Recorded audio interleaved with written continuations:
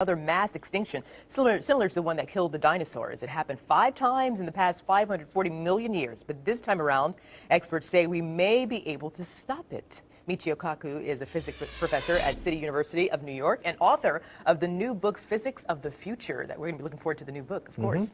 All right, Dr. Kaku, getting right to it. So which species would be most at risk?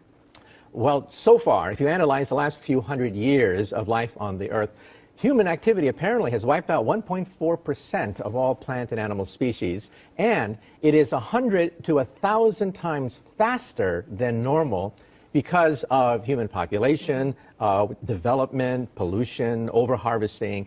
And if you take a look at a zoo, many of the zoo animals that our children love, we may find them going extinct. The tiger, for example, may go extinct. Many of the familiar zoo animals, bears, and realize that 18,000 species are at risk. And what about climate control? What role does it play? Yeah, climate change is also involved in this thing. Independent of where climate change comes from, we see that the seasons are changing. Summers are getting longer, winters are getting shorter on average. And we always say that the early bird catches the worm, but that assumes that the worm and the bird are synchronized.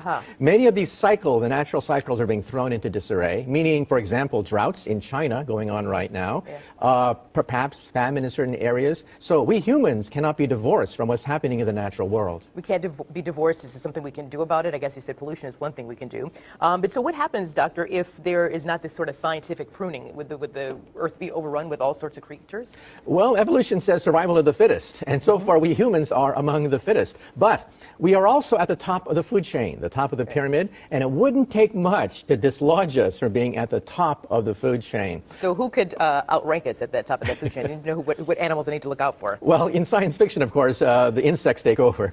But look at something very simple. We are dependent on just a few crops, wheat, rice, and just a few crops. And if a blight were to wipe out these crops, then a huge chunk of humanity would starve to death because we're so dependent on just a few plants and animals for our existence. So should we expand our menu, so to speak, or is there something else that the Earth provides that we should be looking at? We should be wary of overharvesting. For example, overharvesting the oceans. We have drag nets, which in principle could drag the entire oceans. That's how efficient our technology is. Also, wheat production we have to worry about because water is the key to wheat production, and there are going to be perhaps water wars in the future. And are you concerned about that water wars and that we may run out of water? Well, there'll always be water on the Earth. The question is the cost and what it would take to extract it, to desalinate it, to divert it, to irrigate. And so the cost of certain kinds of commodities could start to rise. So just because we're at the top of the food chain doesn't mean that we're invulnerable to what's happening outside where biodiversity is being threatened. You mentioned, we have to go, but you mentioned insects could overrun the Earth. Well, that's in science fiction. Yeah, but the cockroaches, they never seem to go away, doctor. We got to figure out a way to get rid of them. All right, Dr. Michio Kaku, thank you so much. And your new book we're looking out for is Physics of the Future.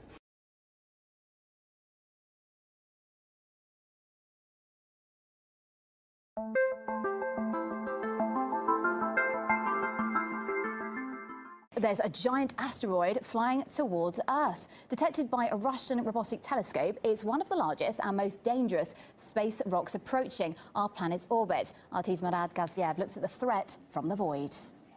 Humanity's last experience with a large asteroid was painful. Almost 2 years ago, the Chelyabinsk meteor, traveling at 19 kilometers a second, exploded in the skies above Russia. The blast was dozens of times more powerful than an atomic bomb.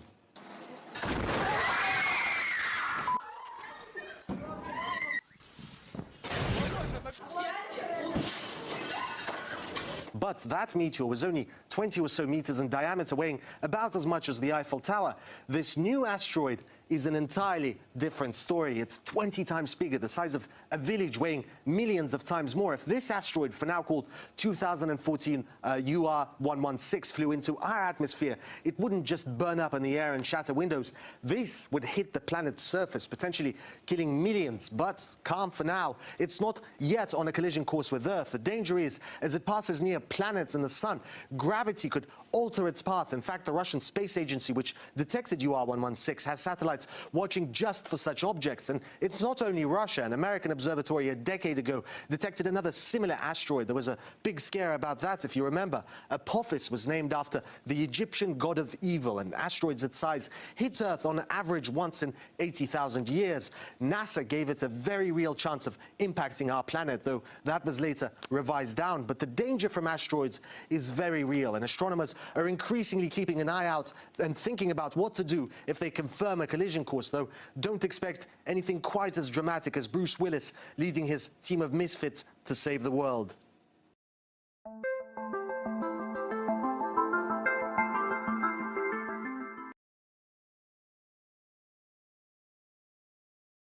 It's been almost 10 years since little Pluto was demoted from being a planet, but today scientists from the California Institute of Technology have announced that they finally have solid evidence for a planet X, a true ninth planet on the edge of our solar system. It is believed to be far beyond the orbit of Pluto, roughly the size of Neptune, with a mass 10 times that of Earth.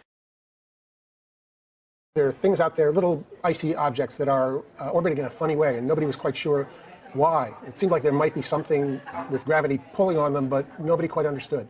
And finally, these scientists that you talked about took a really hard look at it, did simulations, calculations, and they came up with the explanation. It probably is this giant planet.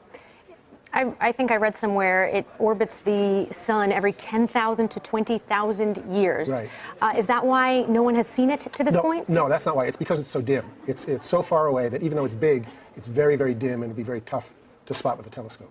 I'm also fascinated at the idea that this planet could be so far out there and still our sun be the mass that is keeping it in the gravitational pull of our solar system. Right, yeah, but no, it's true. That's incredible. And so there was a thought at one point from scientists that when they thought that there was something beyond Pluto, that it might have been all the massive objects floating in the Kuiper Belt, but it's not. Right, so all those objects are out there and they have a lot of mass, and originally the scientists said, look, a planet is such a crazy idea, maybe it's the Kuiper Belt itself that's pulling it on itself and making these orbits look funny. And when we talk about the mass of this planet X, this ninth planet, being 10 times that of Earth, for those who are not scientists, what does that really mean, the mass of a planet versus Earth's mass? Well, if you could put it on a scale, how much it would weigh. Yeah. I mean, that's really it. And so it's bigger, it's bulkier, it's got more heft, it's got more gravity. It's this huge elephant in the living room, except we didn't know it was there.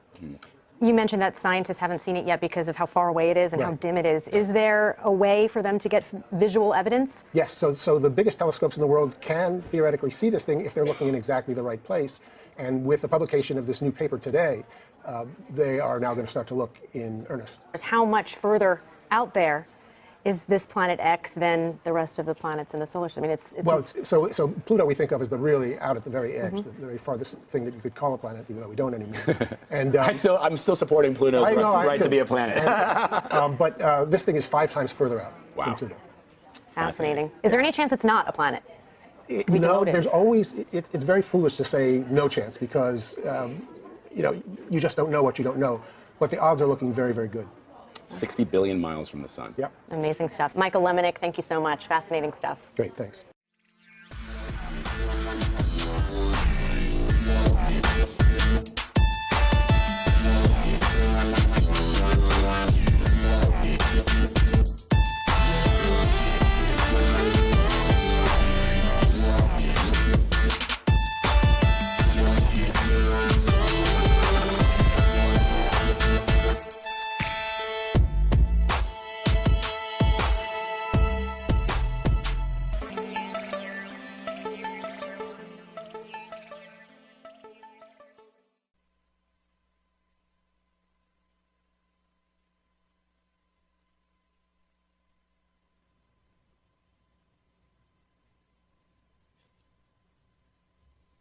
Good afternoon.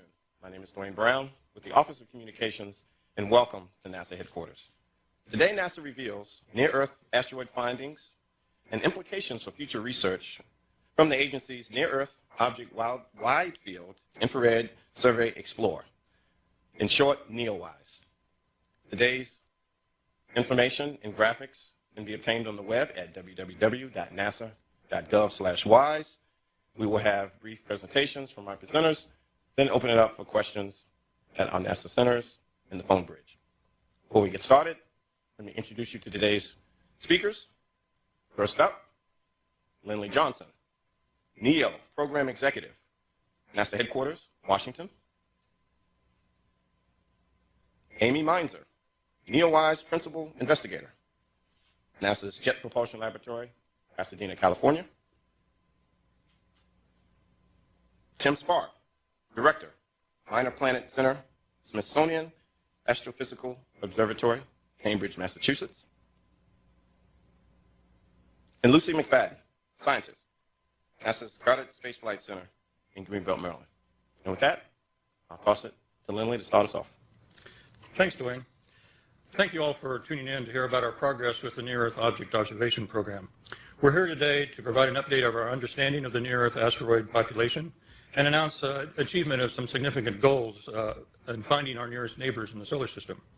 Over the past 12 years, our work to find near-Earth asteroids has largely been done by several ground-based observatory teams. But in 2010, NASA augmented those efforts by enhancement of the ground processing of the data being returned by the Wide Field Infrared Survey Explorer. So one of the characteristics of NEOWISE is that it really was a fairly small telescope in a low Earth orbit. In fact, the telescope would kind of fit under your arm like this, so it's not particularly large. But by virtue of being in space and operating at infrared wavelengths, it's a very powerful telescope, and it turns out to be very good at finding asteroids and comets. Now, if you go to the first animation here, you can see a little representation of what WISE looks like going around the Earth. It's always pointing outward from the Earth, surveying the whole sky. And as the Earth goes around the sun, this allows the telescope to very quickly and efficiently carry out a survey of the whole sky. And in fact, it was so fast we were able to survey the whole sky twice in infrared wavelengths in only 1 year. And you can see here a little representation of the difference between visible light and the infrared light that WISE was able to see. So this was a very efficient and effective way of surveying the sky. And the original purpose of the mission was actually to study cool stars in very distant galaxies, and it's doing a great job of that. However, it turns out to also be very good at detecting asteroids. This is because it's using infrared light.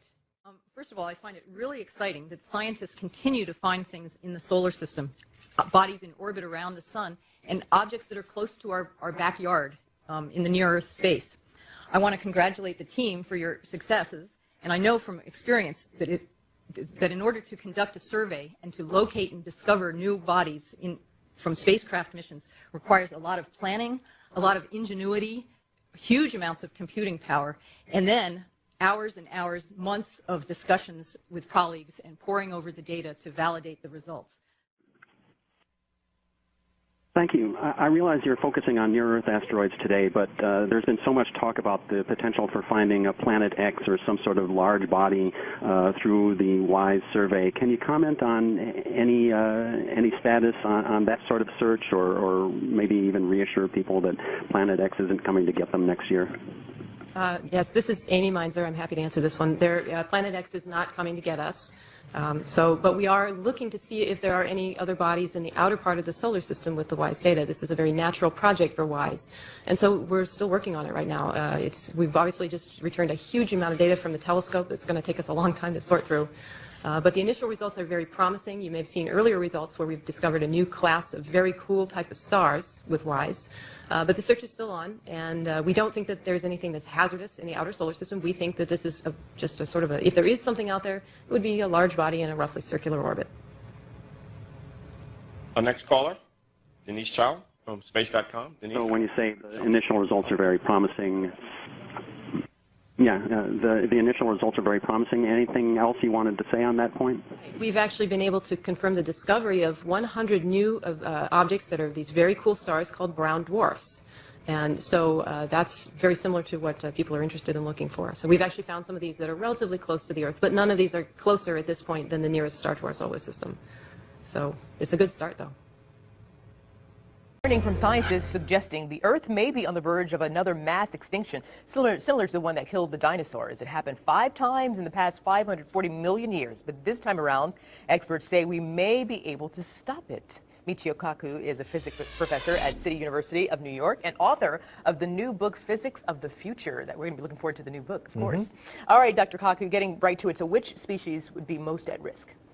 Well, so far, if you analyze the last few hundred years of life on the Earth, human activity apparently has wiped out 1.4% of all plant and animal species, and it is 100 to 1,000 times faster than normal because of human population, development, pollution, overharvesting. And if you take a look at a zoo, many of the zoo animals that our children love, we may find them going extinct. The tiger, for example, may go extinct. Many of the familiar zoo animals, bears, and realize that 18,000 species are at risk. And what about climate control? What role does it play? Yeah, climate change is also involved in this thing. Independent of where climate change comes from, we see that the seasons are changing. Summers are getting longer. Winters are getting shorter on average. And we always say that the early bird catches the worm, but that assumes that the worm and the bird are synchronized. Many of these the natural cycles are being thrown into disarray, meaning, for example, droughts in China going on right now, perhaps famine in certain areas. So we humans cannot be divorced from what's happening in the natural world. We can't be divorced. Is there something we can do about it? I guess you said pollution is one thing we can do. But so what happens, Doctor, if there is not this sort of scientific pruning? Would the Earth be overrun with all sorts of creatures? Well, evolution says survival of the fittest, and so far we humans are among the fittest. But we are also at the top of the food chain, the top of the pyramid, and it wouldn't take much to dislodge us from being at the top of the food chain. So who could outrank us at that top of that food chain? I need to know what animals I need to look out for. Well, in science fiction, of course, the insects take over. But look at something very simple. We are dependent on